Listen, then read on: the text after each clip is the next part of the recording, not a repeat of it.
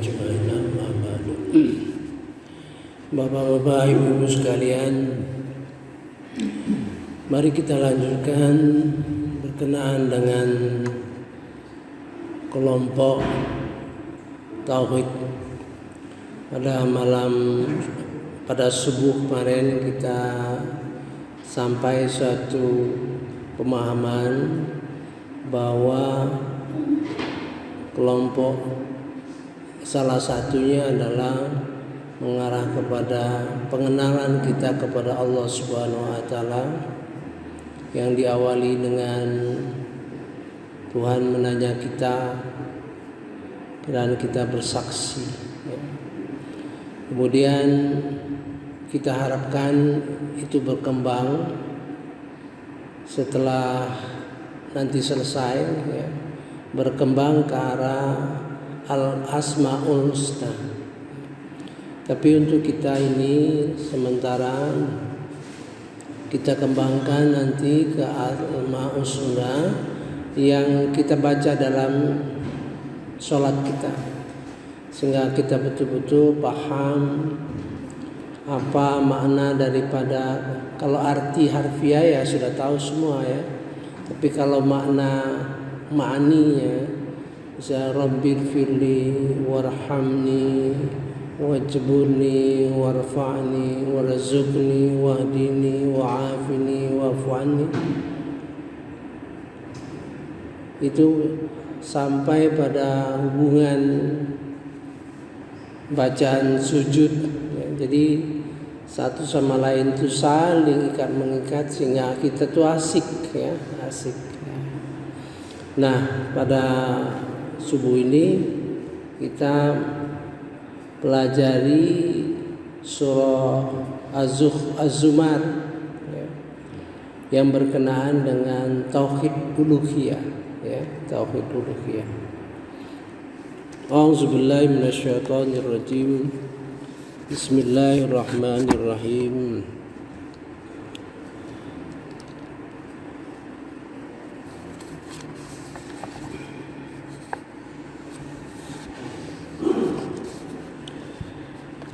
Allah membuat perumpamaan, yaitu seorang laki-laki hamba sahaya yang dimiliki oleh beberapa orang yang berserikat, yang dalam perselisihan, dan seorang hamba sahaya yang jadi milik penuh dari seorang laki-laki saja. Adakah kedua hamba saya itu sama keadaannya? Segala puji bagi Allah, tetapi kebanyakan mereka tidak mengetahui. Jadi digambarkan Allah itu merupakan satu teknik ya dalam Al-Quran itu. Diajaknya kita berpikir dengan perumpamaan. Ada seorang hamba saya, katakanlah pembantulah ya, tapi banyak majikan. Nah, banyak majikan ini juga berselisih. Jadi double persoalannya itu. Persoalan yang dihadapi double. Satu, banyak majikan. Kedua, antar majikan itu berselisih. Mungkin si A perintahnya terhadap sesuatu, tapi menurut si B nggak benar itu. Ya gitu ya. Kemudian dibandingkan dengan seorang hamba saya yang dimiliki oleh seorang dalam melaksanakan tugas-tugas, itu menggambarkan tauhid ya. Berbeda kalau orang yang tauhid kepada Allah itu tunggal, kemudian kepada seorang yang bertauhid dengan mempersekutukan ya, dengan bersekutu. Ini kunci daripada surah Az-Zumar yang berkaitan dengan tauhid ya. A'udzubillahi minasyaitonirrajim. Bismillahirrahmanirrahim. Daraballahu masala. Allah membuat perumpamaan. Kalau daraba itu diharapkan suatu yang menghentakkan pengertian kita, ya, pemikiran kita gitu. Rajulan fihim syuraka'u mutasyakisun, yang banyak majikan, wa rajulan salama, dan seorang laki-laki menjadi hak penuh. Tapi di sini salama, sebetulnya terjemahan ini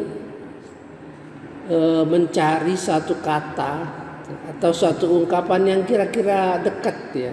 Sebetulnya salama ini selamat, ya. Jadi seorang yang punya majikan tunggal itu selamat, ya kan, gitu.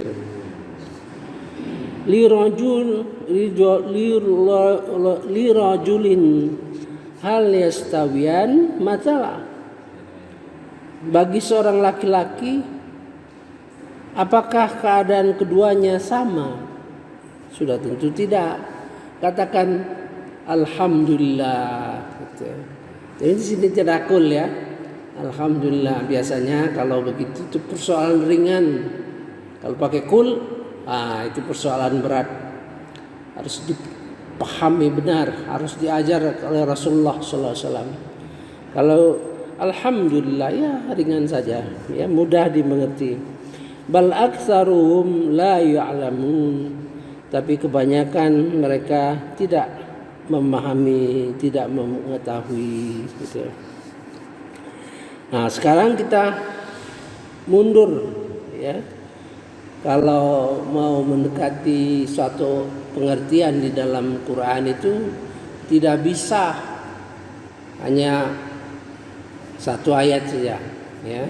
Kita coba mundur sedikit, ya. Yaitu Al-Quran di dalam bahasa Arab tidak ada kebengkokan di dalamnya agar mereka bertakwa. Qur'anan Arabian, Quran yang maha sempurna dengan bahasa Arab yang baik, yang sempurna gitu, ya. Qur'anan, jadi kalau pakai an itu biasanya bisa kita tambahkan sempurna. Qur'anan, Quran yang sempurna, Arabian, dengan bahasa Arab yang baik gitu. Ghairazi, yang tidak mempunyai cacat, ya, rabuan. Ghairazi iwajil la'allahum yattaqun, yang tidak ragu lagi sehingga mudah-mudahan kamu bertakwa. Nah, sekarang saya ingin menyampaikan bahasa Arab. Di dalam Quran itu ada 12 ayat. 12 ayat yang menyebut bahasa Arab. Tapi tidak langsung, ya. Seperti ini kan Qur'anan Arabian, Quran yang sempurna dengan bahasa Arab yang bagus. Begitu kira-kira. Tujuannya la'allakum yattaqun, agar kamu bertakwa gitu. Dari 12 ayat itu saya simpulkan dan sudah saya tulis, ya, bahwa banyak tujuannya. Kok bahasa Arab itu selalu dikaitkan gitu. Jadi kalau kita ngerti bahasa Arab, ya, ini bisa baca Al-Quran itu satu kata per kata, ya. Belum lagi balaghahnya dan sebagainya, ya. Jadi timbul pertanyaan saya, mengapa 12 ayat itu disampaikan Allah Subhanahu wa taala dengan tujuan masing-masing, agar kamu bertakwa, agar kamu paham, agar kamu mengerti dan sebagainya, ya. Ada 12 itu. Berarti bahasa Arab itu membantu kita ya, membantu kita dalam memahami Al-Quran, sehingga pemahaman Al-Quran kita itu menuju kepada ya takwa, ya paham, ya mengerti, ya dengan mengetahui bahasa Arab. Makanya Imam Syafi'i berpendapat belajar bahasa Arab khususnya berkaitan dengan ibadah, ya, dengan Quran, dengan hadis dan sebagainya supaya dipaham, itu hukumnya fardu ain, wajib bagi orang per orang. Oleh sebab itu entah mengapa pada waktu kira-kira 6 atau 7 tahun yang lalu, tahu-tahu kaki saya gemetar, badan tidak enak-enak rasanya, perasaan tuh tidak enak-enak gitu, karena berpuluh tahun dengan Quran, dekat dengan Quran, tapi tidak mengerti bahasa Arabnya, ya. Maka saya mohon bantuan. Saya tanya Ustadz Akin, Ustadz Akin bisa mengajar bahasa Arab? Bisa lah Pak, sedikit-sedikit. 2 tahun penuh, 2 tahun penuh lebih, saya kira lebih 2 tahun penuh, setiap hari ba'da zuhur saya bersama Akin. Tapi karena saya sudah bisa bahasa Inggris, ya, jadi itu mudah. Kemudian saya minta belajar tapi sesuai dengan kemauan saya gitu.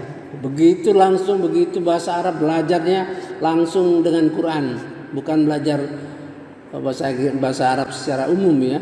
Jadi alhamdulillah sekarang untuk mengerti kamus saja alhamdulillah sudah bisa dan sudah memahami, ya cukuplah untuk makan istilahnya itu, ya. Jadi penting sekali. Kalau bapak-bapak kepingin belajar bahasa Arab, kita ada Ustadz Akin di sini, ya. Kita bisa santai gitu kan. Paling tidak bacaan-bacaan sholat lah. Kalau bacaan sholat kita sudah paham bahasa Arabnya, enggak mungkin terjemahan lagi gitu kan. Misalnya gitu baca Bismillahirrahmanirrahim, otomatis bahasa Arabnya tidak perlu diterjemahkan gitu. Bismillahirrahmanirrahim. Alhamdulillahi rabbil alamin. Itu otomatis. Apalagi nanti substansi daripada alhamdulillah itu yang kita pelajari sekarang sudah sampai 14, penuh di otak kita gitu. Secepat itu kita, ya, memahami, sehingga betul-betul kita memahami bagaimana memuji Allah itu, bagaimana berkenaan dengan alhamdulillah pada Rasulullah SAW, kepada Quran, bagaimana alhamdulillah itu terhadap istidraj, bagaimana alhamdulillah itu terhadap janji-janji Allah, bagaimana alhamdulillah itu berkenaan dengan keputusan Allah terhadap kita, gitu kan? Bagaimana janji Allah akan memperlihatkan kebesaran di dunia ini atau di dalam diri kita, gitu. Bagaimana alhamdulillah berkenaan dengan semua rasul-rasul, ya. Kita baca bagaimana alhamdulillah pada saat kita mengucapkan da'wam biha subhanakallahumma wa tahiyatum biha salam wa akhiru da'waman alhamdulillahi rabbil alamin. Bagaimana alhamdulillah dengan berkenaan dengan alhamdulillahilladzi hadana li hadza wa ma kunna linahtadiya laula an hadanallah. Ya Allah, kalau tidak Kau beri petunjuk maka kami tidak akan sampai di tepi surga ini, ya. Kira gitu, ya. Jadi cepat sekali otak kita nanti, cepat sekali, ya. Mari kalau sempat, ya, bertekadlah untuk belajar bahasa Arab, ya. setidak-tidaknya yang dalam kaitan Quran, yaitu Al-Quran, Quranan Arabian ghairi dhi, yang di dalamnya tidak ada iwajil la'allahum tattaqun. Tujuannya agar kita bertakwa. Ya. Sekarang kita mundur lagi. Mundur yang lebih jauh, ya. Ayat 27. Ayat ini betul-betul kalau kita sampai pada ayat ini, segala persoalan agama ini jadi ringan, ya. Ini janji Allah.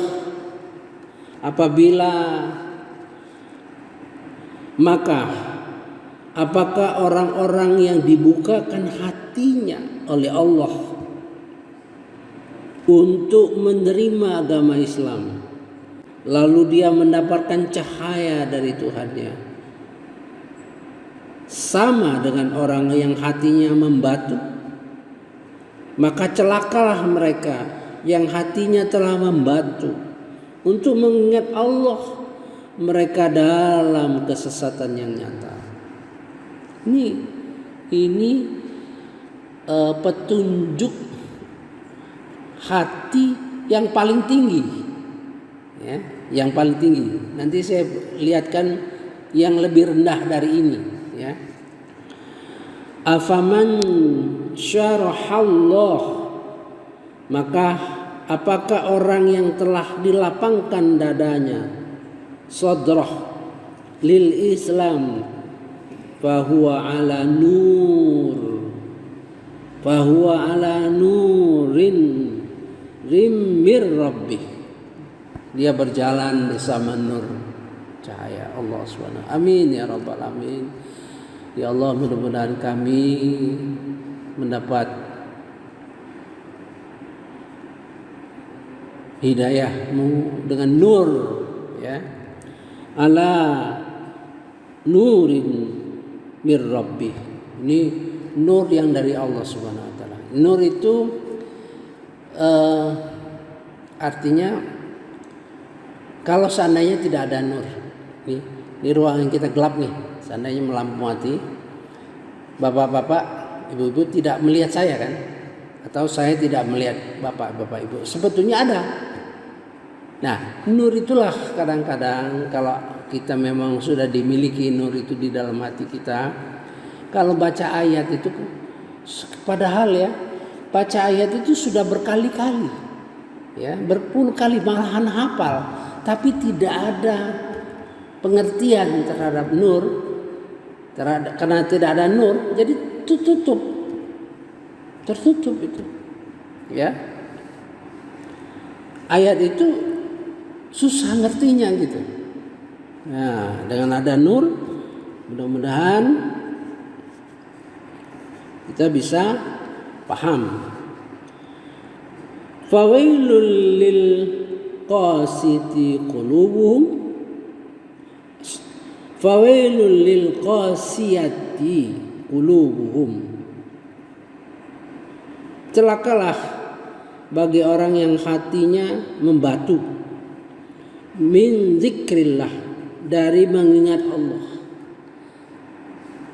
Kita dapati kemarin, innani anallah, gitu ya, la ilaha illa ana fa'buduni, berbaktilah kepadaku, li zikri, nah, untuk mengingatku. Kalau ini tentu dia tidak akan mengingat, ya. Min zikrillah, untuk mengingat Allah tuh. Jadi cara mengertinya ini ada plus minus, ya. Plusnya tadi nur, yang minusnya hati membatu, ya. Jadi kalau kita mau paham hati yang bernur, artinya hati yang bernur, kita balik, ya. Kita tidak usah baca fawailul lil qasiyati, ya. Kita tidak usah baca celakalah orang-orang yang hatinya membatu, ya. Orang yang punya nur adalah qulubuhum min dzikrillah, hatinya mengingat Allah. Mengingat Allah gitu. Artinya orang yang punya nur itu mengingat Allah gitu ya. Jadi cara kemudian ulaika fi dhalalim mubin. Enggak usah dibaca. Nah, jadi nur orang yang dapat nur itu maka hatinya akan selalu ingat dengan Allah. Nah, itu. Lidzikrillah itu jadi ya sholat, ya baca Quran, ya memahami Quran gitu artinya itu. Nah, kemudian kita lanjutkan lagi. Ini tadi Quran kan, yang ayat yang pertama tadi, ya. Sekarang kembali lagi Al-Quran ayat 23. Allahu nazzala ahsanal hadisi kitabam mutasyabiham masani. Allah telah menurunkan sebaik-baik perkataan. Hadis sebenarnya hadis itu Quran sebenarnya ya. Jadi Quran itu ada sekitar 10 ya rasanya yang dzikri itu juga Quran gitu ya. Hadis juga Quran, Furqan juga Quran, Bayyinah juga Quran. Cuman dari sisi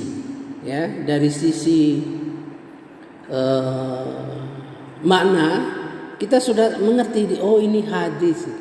Jadi isi daripada Quran, di mana isi daripada Quran itu sudah diimplementasikan. Misal ya, kita diminta ngomong lebih baik, isinya jujur. Bagaimana kita berbicara sama orang tua, seorang orang miskin, ya, itu harus hormat, harus keluar dengan kata-kata mulia. Kalau dengan orang miskin tuh harus bisa menyentuh hatinya, ya kan? Jangan sampai menyakitinya. Nah, kalau kita mempraktekkan ayat-ayat itu, itulah hadis. Jadi misalnya kalau Pak Malani ngomong kasar, suka bohong, ya kan? Suka menyakitkan hati, maka berarti Pak Malani itu tidak menjalankan hadis. Ya, gitu. Jadi lebih implementatif, ya. Dibandingkan ayat, dibandingkan Quran, dibandingkan kitab, ya. Artinya tidak melaksanakan.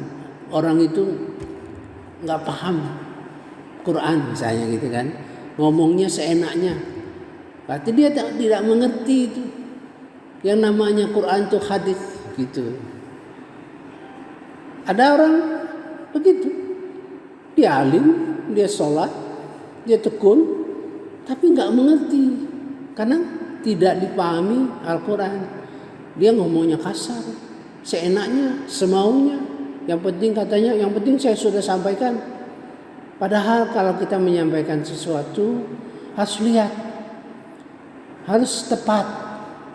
Misalnya orangnya si A berbeda dengan si B, kita ngomongnya harus betul-betul perhatikan gitu kan. Si A itu mudah tersinggung, jadi harus bahasa-bahasanya yang bagus gitu. Si B ini ya mudah orangnya, pendidikannya tinggi, jadi segala omongan sih tidak terlalu ribet. Itulah namanya hadis. Kalau kita laksanakan gitu ya.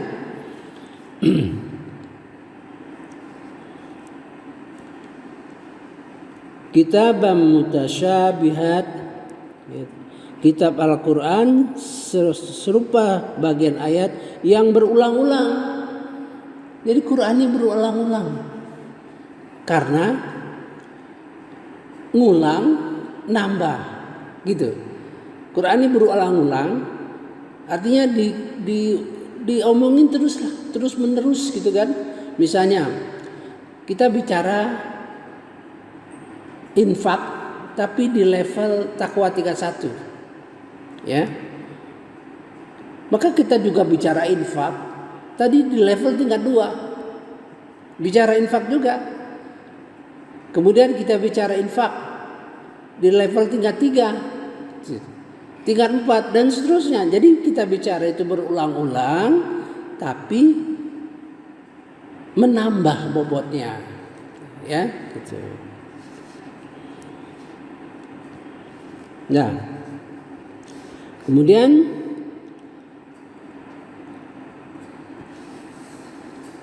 gemetar karena kulitnya orang-orang yang takut kepada Tuhannya. Nah, kalau ayat itu berulang-ulang, paham misalnya takwa di tingkat 1, paham mengenai infak di tingkat 1, paham namanya infak di tingkat kedua, tingkat ketakwa kedua, paham mengenai infak di tingkat takwa ketiga, paham takwa keempat, paham kelima dan seterusnya. Pada satu saat saking meresapnya ayat-ayat tersebut, maka taqsya'iru minhu juludul ladzina yakhshawna rabbahum. Karena takut, ya, karena takut terhadap pemahaman seperti itu, gemetar, ya, gemetar gitu ya. Namun summa tali, kemudian timbul condong berkali-kali kulit-kulitnya kepada zikrillah, mengingat Allah, jadi reda. Ya, mula-mula kita takut ya, seperti yang saya kemukakan tadi. Mula-mula gemetar kaki saya, hati nggak enak-enak gitu. Karena selama bertahun-tahun ngajar ngaji dan sebagainya, ngerti ya, pakai lagu segala macam ya, tapi tidak paham bahasa Arabnya, jadi malu gitu. Nah, perasaan malu itu yang membuat gemetar.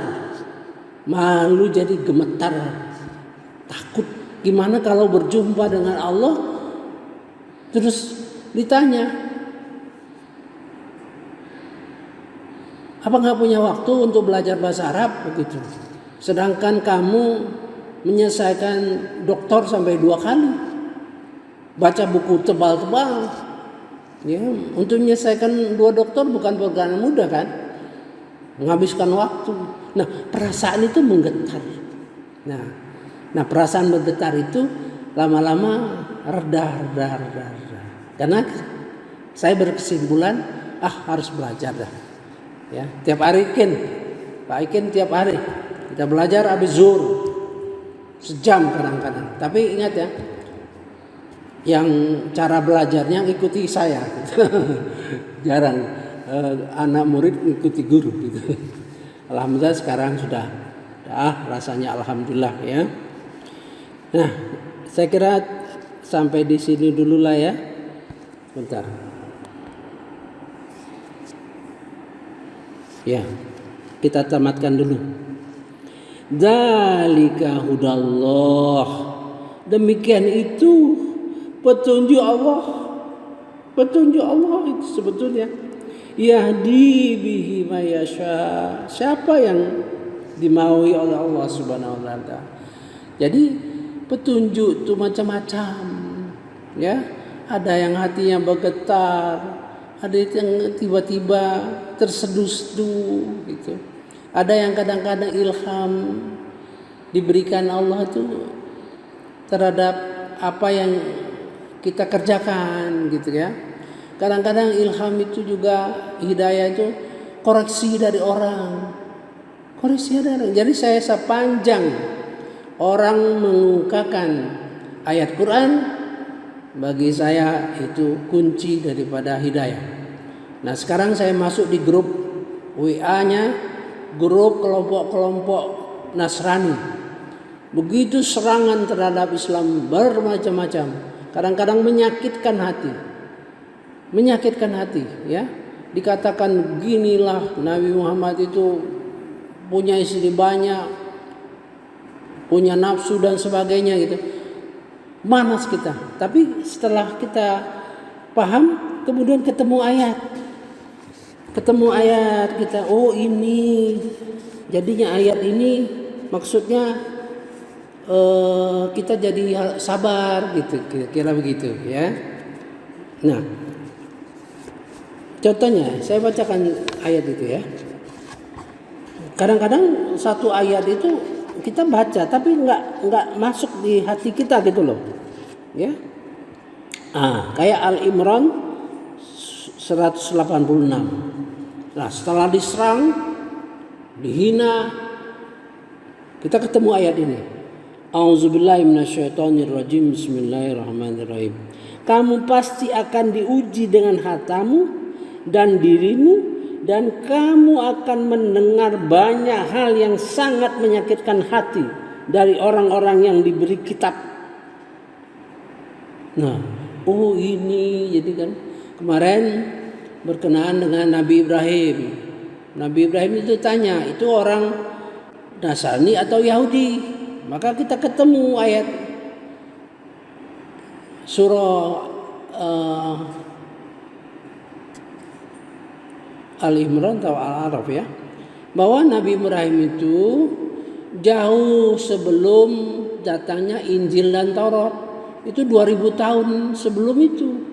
Jadi belum ada persoalan suku-sukuan 2000 tahun yang lalu misalnya gitu kan. Menurut Al-Quran dia jauh sebelum itu.